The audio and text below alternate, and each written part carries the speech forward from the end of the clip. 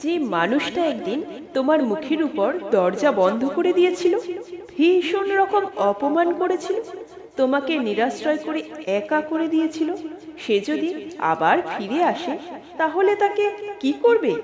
অবশ্যই তাকে ফিরিয়ে দাও, তার সাথে ভালো ব্যবহার করো, তার কথা মন দিয়ে শোনো, তার পাশে থাকার আশ্বাস দাও। তুমি হয়তো বলবে যে এত অসম্মান করলো, অপমান করলো, তারপরেও এত কিছু, এত সহজে সবকিছু ভুলে যাওয়া যায়? ইটের জবাব সবসময় পাথর দিয়ে হয় না।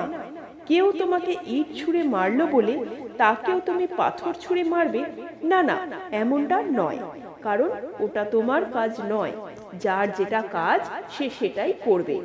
শত অপমান আঘাতের পরেও কেউ যদি ফিরে আসে, বুঝতে হবে সে অন্য জায়গায় আশ্রয়হীন হয়েছে বলেই তোমার কাছে আশ্রয় চাইছে।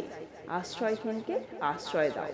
কোথায় আশ্রয় দিলে তুমি নিরাশ্রয় হবে না, সেরকম একটা জায়গা তাকে দাও যেখানে সে নিরাপদে থাকবে। অতীতে যে জায়গাটায় তাকে বসিয়েছিলে সেই জায়গাটায় একটা কাচের দেয়াল তুলে দাও। বাইরে থেকে দেখা যাবে, কিন্তু ভেতরে গিয়ে বসা যাবে না। এটাই হবে তার জীবনের বড় আফসোস। তুমি তার পাশে থাকো, ভুল করেও তাকে নিজের পাশে রেখো না। অতীত মনে রাখো, অতীতে করা তার খারাপ ব্যবহারগুলোর জবাব দাও তার সাথে ভালো ব্যবহার করে। অপমান করার মধ্যে কোনো গৌরব নেই, তাকে বুঝিয়ে দাও সম্মান করাটাই তোমার অহংকার। এতটাই ভালো ব্যবহার করো, নিজের কৃতকর্মের জন্য সারা জীবন সে অনুশোচনা করুক। কখনোই তার দুর্বলতায় নিজেকে দুর্বল করে তুলো না। কাউকে ছোট করতে গেলে নিজেকে বড় হয়ে যেতে হয়।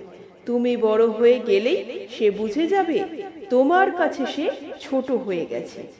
অপমানের জবাব দাও এমন ভাবে যাতে সে তোমায় আজীবন সম্মান করতে পারে।